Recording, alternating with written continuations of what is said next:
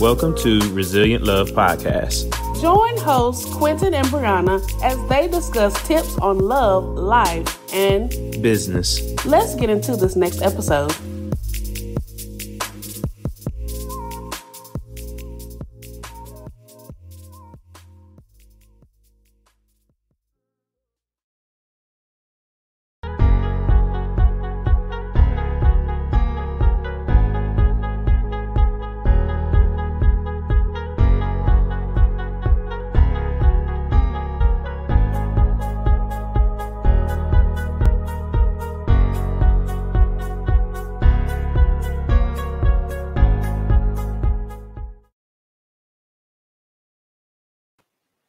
Hey everybody. Hey everybody. We're back with another episode of Resilient Love.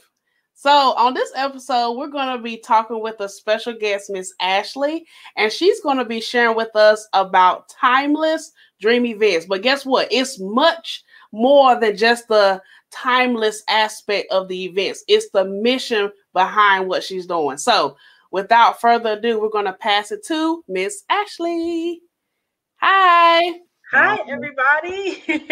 How are you doing? Good. Thanks for letting me come on here and talk with y'all. I just love y'all's energy. Thank you. And look, we love yours too. So go ahead, share with our audience who you are and just everything, how you got started. Sure. Yeah, so my name is Ashley Jackson-Thompson, and I just am a lover of life. I don't know how else to say it. I just love life. You only have one to live, so you might as well have fun with it, right? So, I've been married for about 2.5 years now. So I still consider us newlyweds. And I was gonna say I thought you guys were newlyweds too. Yeah, exactly. The club. So my husband and I, our marriage hasn't really been the typical newlywed story, which has brought me to my purpose in life.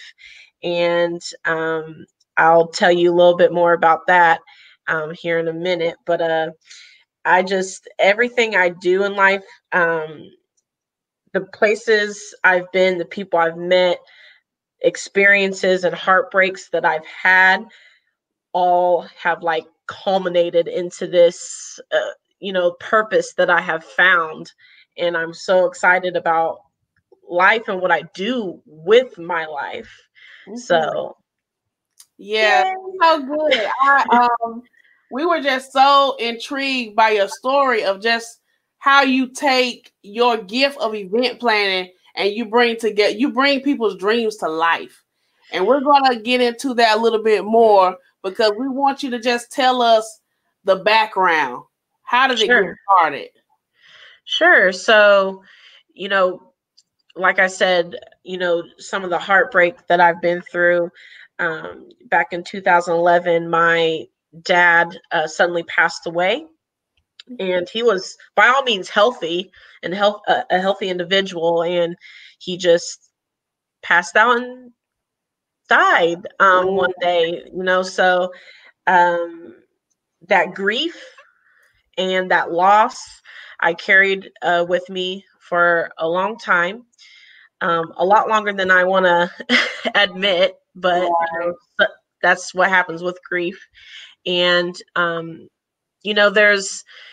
I was dating my boyfriend. He's now my husband, Troy, and he actually never got to meet my dad.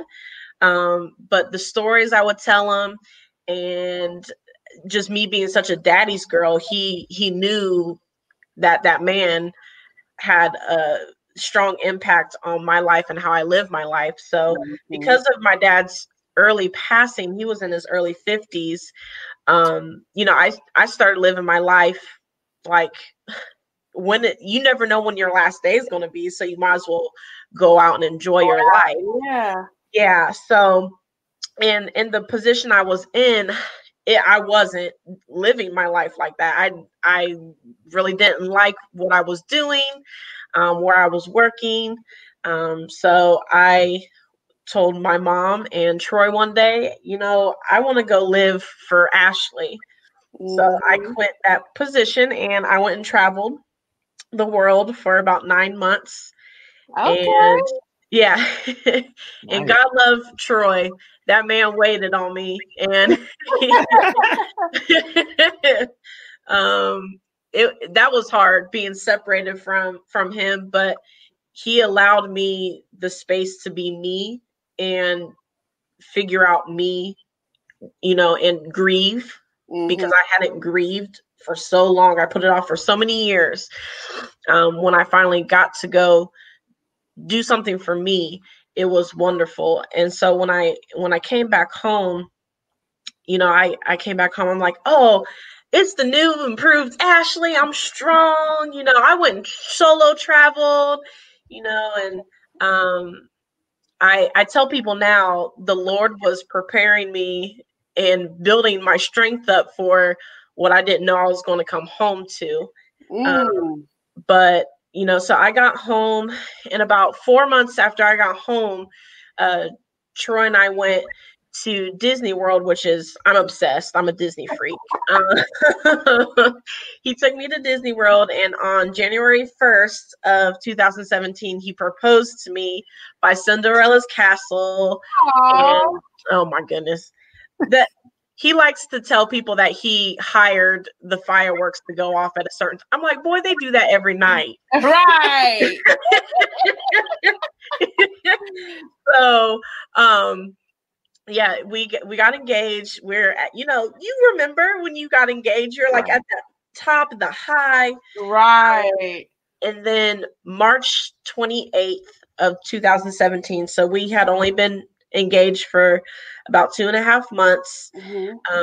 He was actually diagnosed with a rare cancer in stage 4. And I always tell people this. I highly advise against going to WebMD, researching percentage. Don't do it because you'll just, it's horrible. But I did. And he had a 35% survival rate with the type of cancer and the stage it was diagnosed in. So, that's why I said I think God was preparing me on my travels to gain this new sense of self, and strength, because I didn't know I was going to have to use it when I got home. Yes. And, Troy, I was 30 and Troy was 36, 37 when he got diagnosed. So he was young. We were young, and I'm just like, really, God? Like, we just got engaged. My father, suddenly passed away, 6-7 years ago. Why? I kept asking why.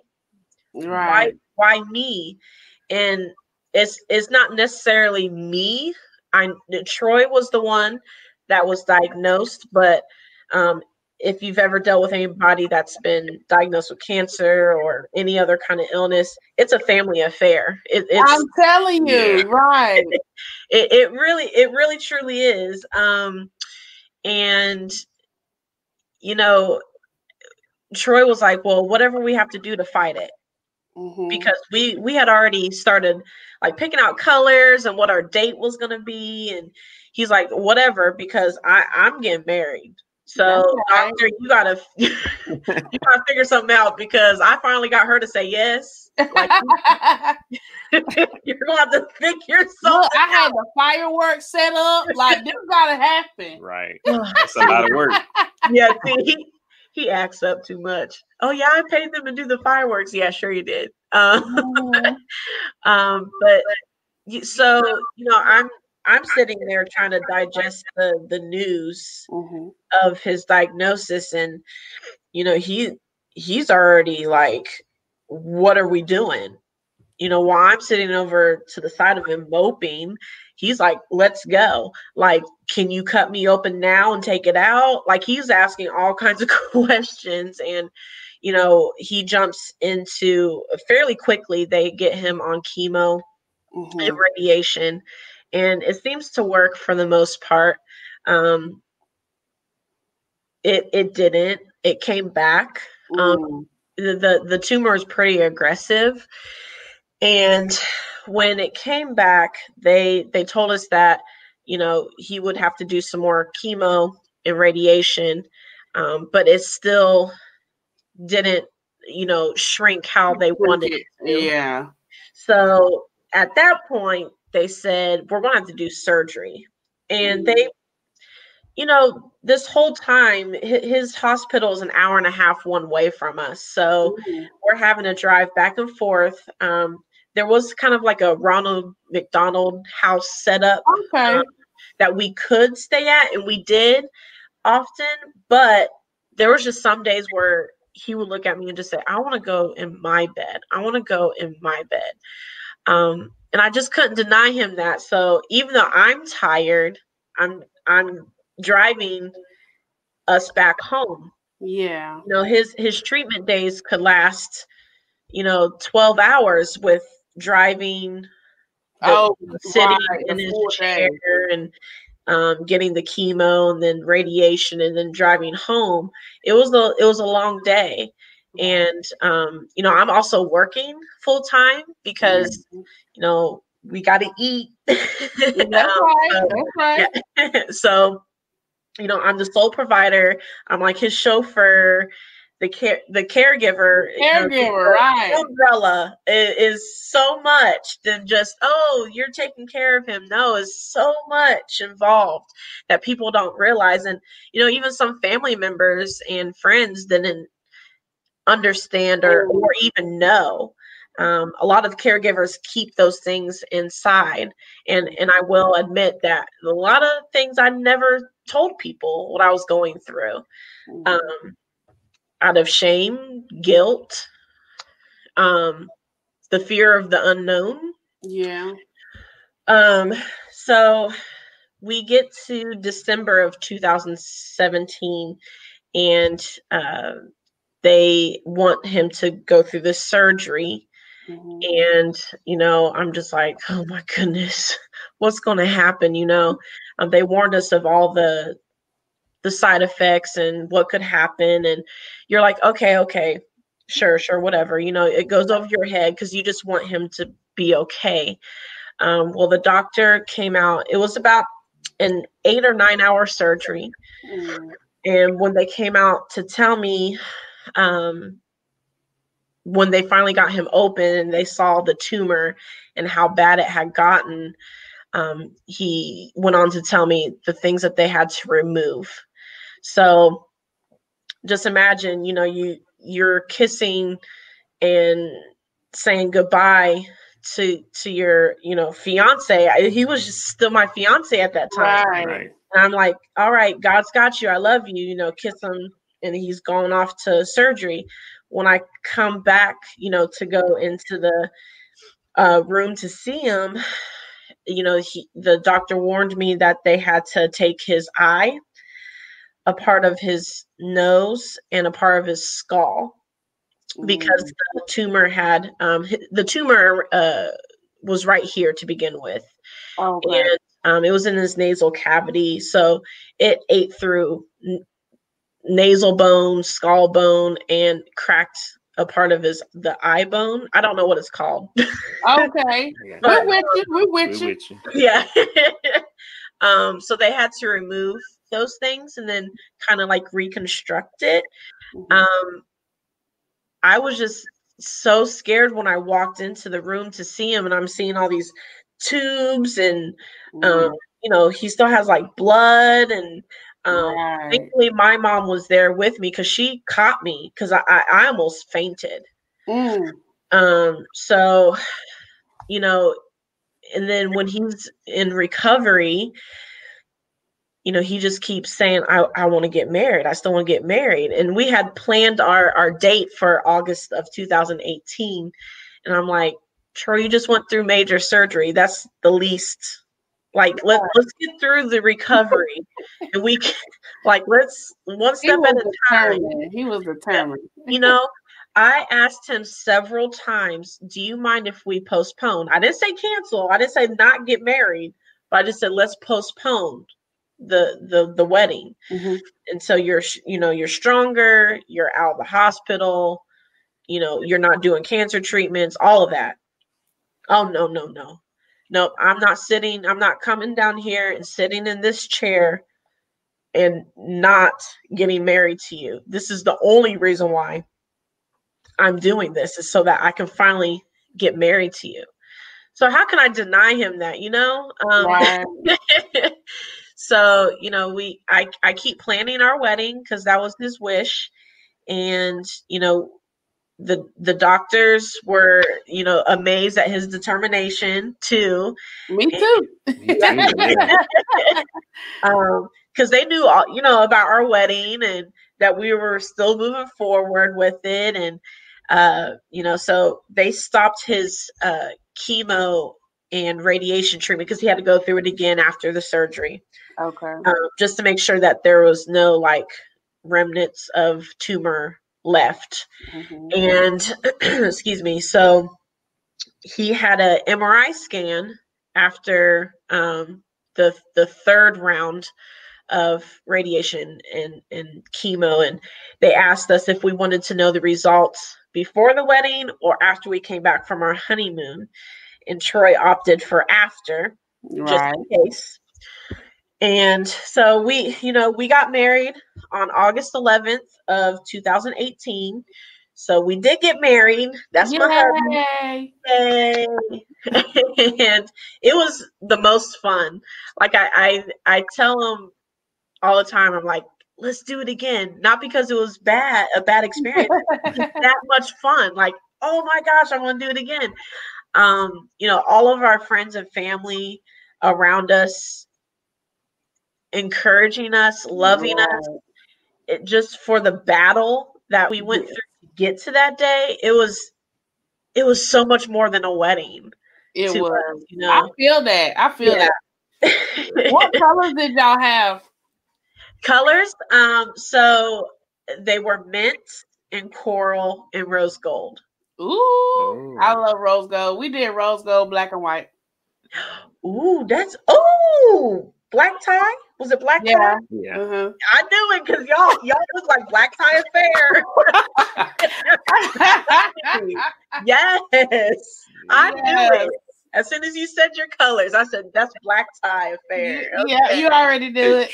Troy sounds like he's a good example of when a man's mind is made up, is made up. That's it. Mm-hmm. That's true. We often talk a lot now, just, man, what did we get through? Look at what we went through. And, he'll tell you that he chased me for a very long time, and he did. It was one of those situations where he made it known that he liked me, wanted to date me, and I'm just like, dude, I want to be your friend. Like, you're going to have to chill out. Like, you're just my friend. No, you didn't keep him in the friend zone for years. Years. Okay. I think, and the way he tells it, it was about 5-6 years. Yeah. And I don't know, just one day I looked at him and I was like, what? He knows so much about me. It's odd how we finish, we were truly best friends through and through. And I'm like, well, why not try? And he must have felt the vibe or something, because he asked me on a date within an hour after that. And like I said, the rest is history. But yeah, Troy is one of those, he was determined. He always kids. He said, I wore you down. I wore you down. That's what's up. Yeah, he's a good man. And even more so for what he's been through, and can still keep a smile on his face, is amazing to me. So back to my story. After we returned from our honeymoon, we went to Hawaii. So we were in paradise, enjoying ourselves. In the last couple days, he was getting kind of antsy because he knew upon our return he was going to hear results. And literally about 2 to 3 days after we returned from Hawaii, we were sitting there in the doctor's office waiting for her to enter. And when she came in, I felt her energy and I was like, this is not good. Because she had a way of entering the room when we had good news to hear, and then when things weren't so good, she would enter a different way. You know. Yeah. She had that presentation. So, she told Troy, she said, "Look, Troy, I'm so sorry. The test results show that the tumor is coming back again. The thing is, this time is we've exhausted all chemo, all like." They did experimental drugs on him too, because that's just they had to. And all he's never allowed to have radiation in this area ever again. He's had a lifetime supply of radiation in that area. And then she turned to me and said, Ashley, I'm going to give you some information for hospice because you are going to need to call them. And the only thing I knew about hospice is that's where you send your loved ones to die. Right. So I immediately start crying because I'm like, we just got back from our honeymoon and you're telling me that he's going to pass away? What? So, and Troy's like, no. He just shouts, no. No, you got to find something else. There's something else you can do for me. He just starts yelling at her. He wasn't like mad at her. He was just mad at the news. You know what I mean? Right. She said, well, we'll see if there's anything. I'm not making any promises. I can't. So we kind of left it at that. About a week or two later, she calls us back and says that there's some possibility that it might not be tumor, but it might be what they call necrosis, which is dead scar tissue that can look like tumor, but it's not. Okay. Weird. I don't know. Don't understand. I know. But yeah. So the only way that they could tell the difference if it was tumor or the scar tissue was that they would have to do surgery again. And I'm like, oh, really? Because the first surgery went so super well. Yeah. Troy, on the other hand, he's like, do it. When can we schedule? Which I get. So they do it. And it, thankfully, it's kind of bittersweet. Thankfully, it was scar tissue. It wasn't tumor. But that scar tissue broke more of his skull bone and it actually entered into his brain. So the second surgery, they had to remove a little bit more of his skull bone plus a part of his brain. So, he's still under 40 and he's gone through all these treatments, surgeries. And, then we get to, that brings us to March 2020, when he was actually declared cancer-free. Hallelujah. Yes. So after all of that, almost, 3 years to the day that he was diagnosed, he was declared cancer-free. And man, when I tell you, we were rejoicing, crying. Right. I fell off my seat. Like it was a great, it was a great day. And then it seemed like almost like a few days later, COVID, the shutdown happened. Right. Yeah. It was like, all right, good for you. Now everybody stay inside, Stay in the house. Yeah. But speaking with other caregivers and some of my friends that their family members have been diagnosed with cancer here during COVID. Not that I'm thankful he got cancer, because I don't wish on anybody, but I'm so thankful that it wasn't during COVID, because I would not have been able to sit beside him, listen to what the doctors are saying, that comfort. being that covering for him. because he told me he fed a lot. He got his energy from me, so he fed off of my moods, my energy, which is something else, caretakers struggle with, because it's so hard. Yeah. Right. You have to find strength that you didn't know you had, and it's hard. That's where a lot of prayer comes in, and meditation, and a lot of tears. I mean, I was angry, but I would still, pray and just hope that God gives us that miracle, and he did. Yes, he did. Wow. Yeah. That's so powerful. Yeah, I'm like, ooh, all of that before 40. I'm still like, whoa. I'm just like, that was a true faith walk. I mean, yeah, to walk through that with him.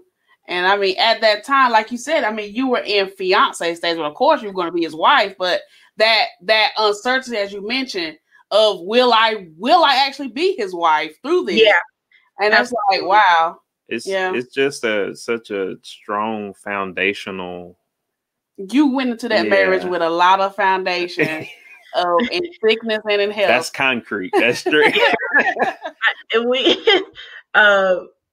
we actually kind of chuckled during our vows when our pastor said, in sickness and in health, and we just kind of looked at each other like, we got that, pastor. Like, we're right. we get a gold star for that one. 5 gold stars, actually. Wow. So through all of that, like through such a time of challenge and just breaking through, like what was next for you guys? Like I know hearing that cancer free was just the rejoicing, but what sparked Timeless? Yes. So, when, like I said earlier, I'm running up and down the highway like an hour and a half one way, back and forth, and I wrapped all of me up into Troy and his treatment. And when he was declared cancer free and we were going into maintenance, what they call maintenance, I was like, well, if we're not having to go to the doctor, not every day, but maybe every 2 weeks, now what am I supposed to do with my time? What does Ashley, like literally sometimes I just sat and looked around, like, what does Ashley want to do? Yeah. So I was getting to a point again where the job I was doing, thankfully it was remote. It is remote. And, I thank God for that, because I don't know what it would look like if I didn't have a remote job during his treatments. But I just needed something more, but I didn't know what that more was. I didn't know what my purpose was. And so I invested in myself because I was getting tired of trying to do the same thing, expecting different results, which is insanity. And I got a business coach. And I just said, listen, I don't know what Ashley wants. And she asked me certain questions, and I'm like, oh my gosh, this is too personal. This is too vulnerable for me. She wanted me to tell my story, and I'm like, no.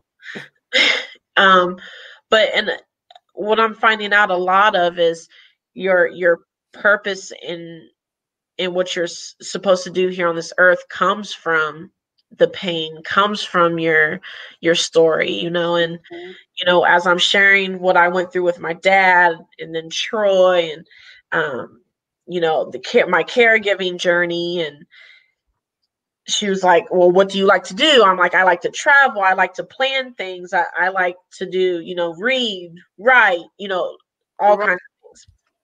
She was like, okay, you keep saying the same thing over and over again. Let's look at this here. And it was almost like a light bulb moment. It went, pew. And why not turn something that I'm passionate about into something that drives me? And my purpose is wanting to share my caregiver journey, helping caregivers, And that's where Timeless Dream Events was born. So it was born out of my pain through my caregiving journey. And I help, terminally and chronically ill and their loved ones celebrate life, love, weddings, showers, whatever, birthdays, whatever it looks like for a particular family. I can plan it in, with certain time constraints, whatever's needed. I'm available. And it's given me so much life back. Like, I feel like I have air beneath my wings. Like, I called myself the Phoenix Rising when I launched my business last year. And I had been planning events. I have, geesh, like 8-9 years. Oh. And I never once thought to, turn it into actual, business. And, but with the twist of my purpose. There you go. I like that. And that's so, I love the fact that you have a business that is specific. Because yes, we hear about event planning, but your target audience is an audience that most people do not consider. And that's a very good thing. And I want to piggyback off of that. And not only that they're not considered, the caregivers for those ill people are rarely thought of. That's true. A lot of people, when they reached out to me, it was to ask how Troy was. It was rarely, are you okay? Do you need anything? And that's what I'm here to, to shout from the mountaintops. Like, caregivers need care too. You go. You have to just put that quote on Facebook. I was like, a counselor needs a counselor, a teacher needs a teacher, and guess what? A caregiver needs care too. It's so real. I was just talking to a nurse yesterday, and I can't exactly quote the where the figure came from. I have to look it up, but she did mention that 30% of caregivers die before the person they're caring for. Wow.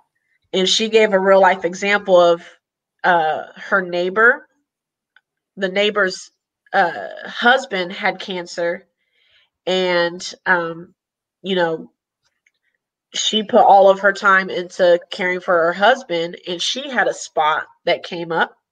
She didn't go get it taken care of because she's too busy caring for her husband. Well, her husband passes away, and by the time she's like, okay, I can go take care of my medical needs now, the cancer had metastasized to the point where she passed shortly after her husband did. And the nurse said that happens more often than that 30% figure actually, says. That's what they can only dictate to us. Caregivers deal with so much anxiety, stress, guilt, loneliness. There's no care for the caregiver. I'm telling you. And my mom, she does caregiving, and that's why it hit so home for me. But and just I never really thought about it until lately. I think the pandemic has pushed us in a space where we have no choice to think about the caregiver, because okay, if they don't take care of themselves or if they're not cared for, what's next? Yes, exactly. And I've told other caregivers, like, okay, I had to think about it like this, because as a caregiver, sometimes you feel guilty, like, oh, I just need an hour or two to myself. But then you go take it and you're like, oh my God, what is Troy doing? Is he missing me? Does he need me? Look, you have to take care of yourself, because you cannot pour from an empty cup. You just can't. And if something were to happen to me, if I ended up in the hospital, who's going to take care of Troy? Now, I had a very good support system, still do. Like my mom would step in if I said, listen, I'm about to burn out. I'm about to have a nervous breakdown. Can you please just take him to this one hospital visit? She would step in if I needed her to.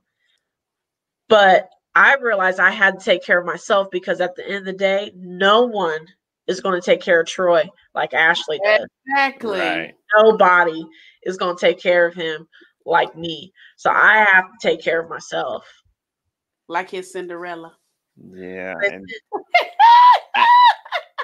And just wow. To hear the specifics of the business is like you're so tailored to a network, a community that needs it. And this is one of my favorite questions I'm about to say next is, how do you make dreams a reality with your events?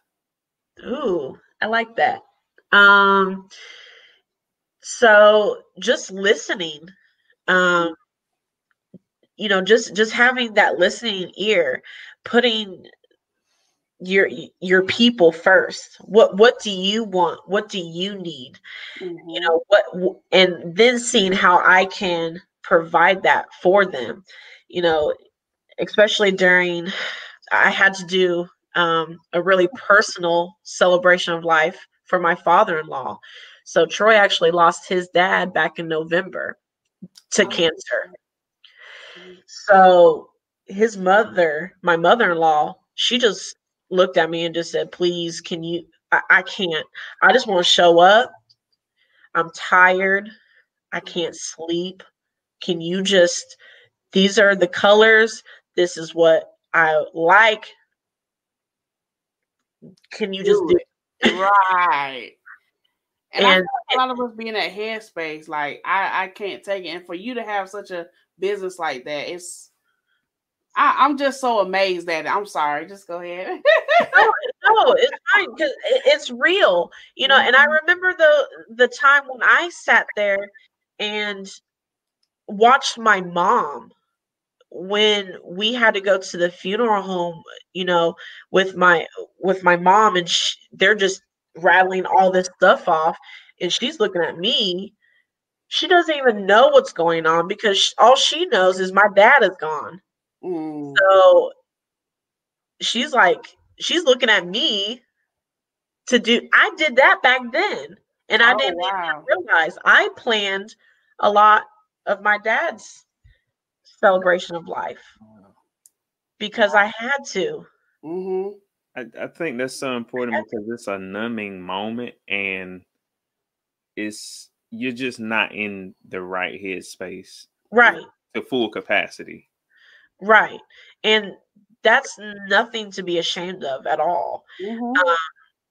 I'm sympathetic and empathetic, because someone asked me before, well, if someone comes to you and they're crying and need celebration of life, how are you going to react? I'm going to be sympathetic to that, and I have to put it in a compartment, like, okay, I'm here for you, and not be blubbering along with them, but be sympathetic to their needs at the same time.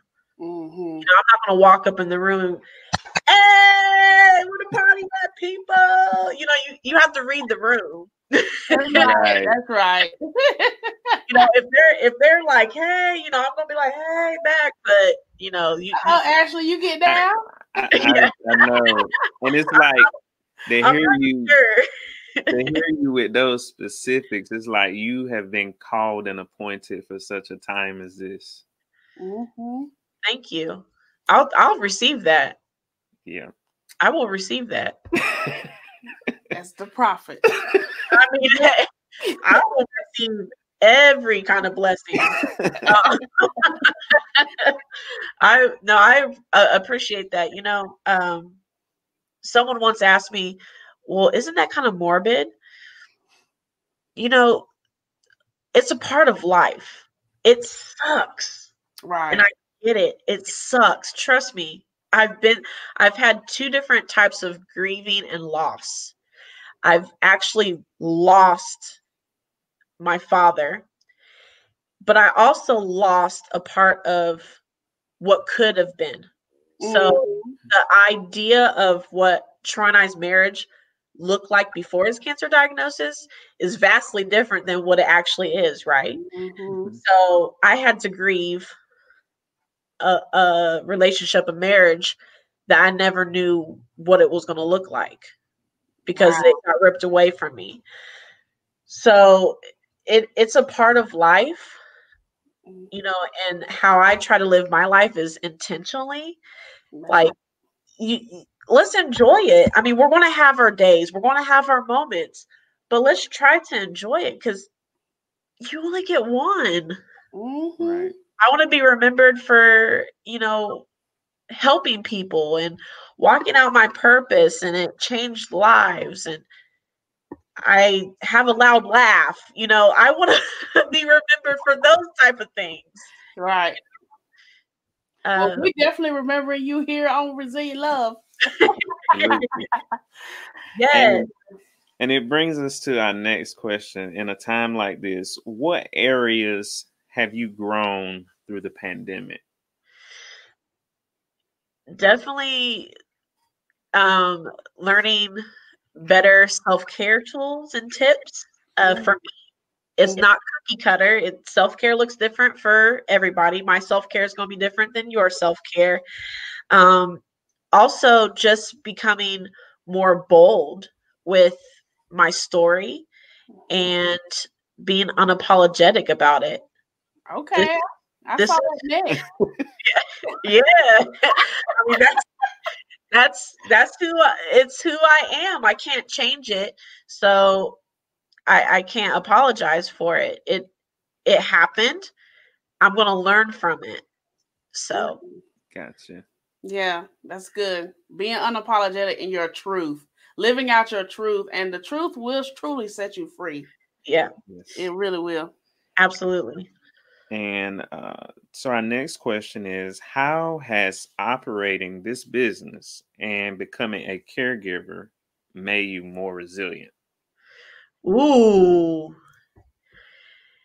Yeah, you know, it's a loaded. I think I found even more strength that I didn't know I had. Right. Like I was like, geez, I didn't know I had any more to dig up, but but also learning, but at the same time, it's kind of contradicting, but at the same time, learning to put the cape up. Like, I need to be strong for whatever may happen in the future. I need to be strong for myself, for Troy, for my family. But at the same time, I'm done being Wonder Woman. I'm done being Superwoman. You know, I need to fold the cape up so I can take care of myself at times. You know, if I need to bring out that cape, it's there, but it's hanging up. It's been pressed clean. Yes.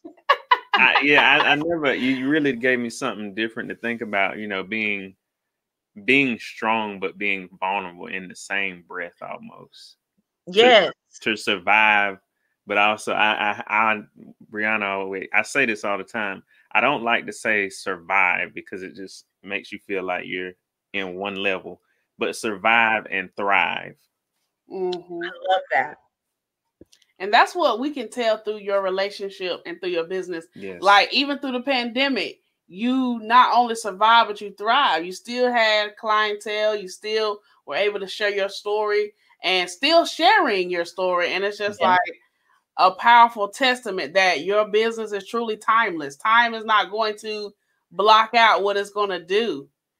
I will receive that too. Y'all just bless me tonight. Hallelujah. I will take all the blessings. Thank you. Y'all preachers on the side? No. Y'all need to think about it. Hallelujah. I'll take it. Oh Lord, that's funny. So this story, this conversation, this time together has truly been timeless.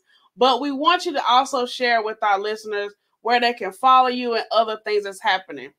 Yes, absolutely. So you can find me at www.timelessdreamevents.com. And there's actually a freebie, a self-care tip freebie on there that you can download. Ooh. And I have curated self-care boxes that I have done for kind of holiday themed. I did a Christmas one, and I'm currently pre-ordering a Valentine's box. So it's good for singles and couples. I'm in the midst of writing my love story / caregiving journey.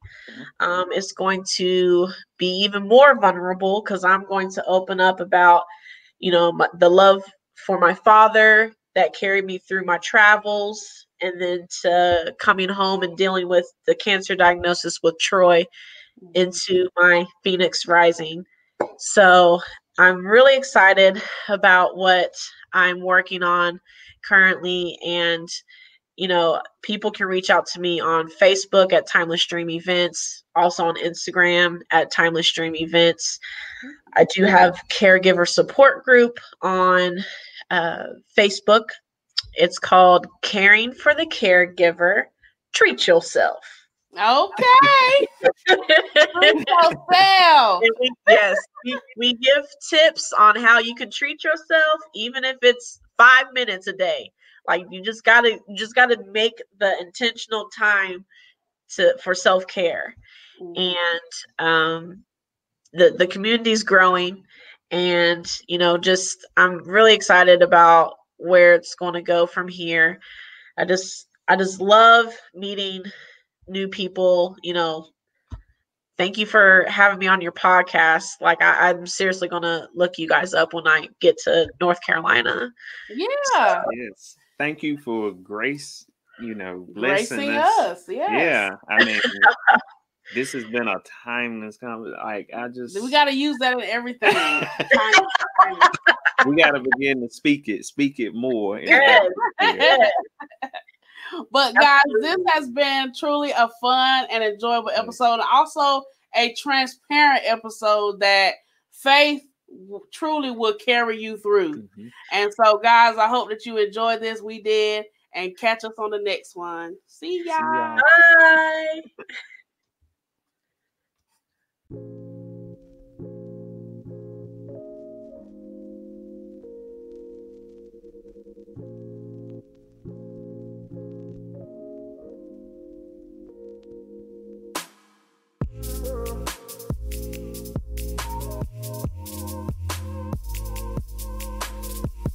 Thank you to all listeners and subscribers. Follow us on Instagram, Facebook, and YouTube. Leave us a 5-star review on Apple so that we can continue sharing resilient love. Thanks for listening.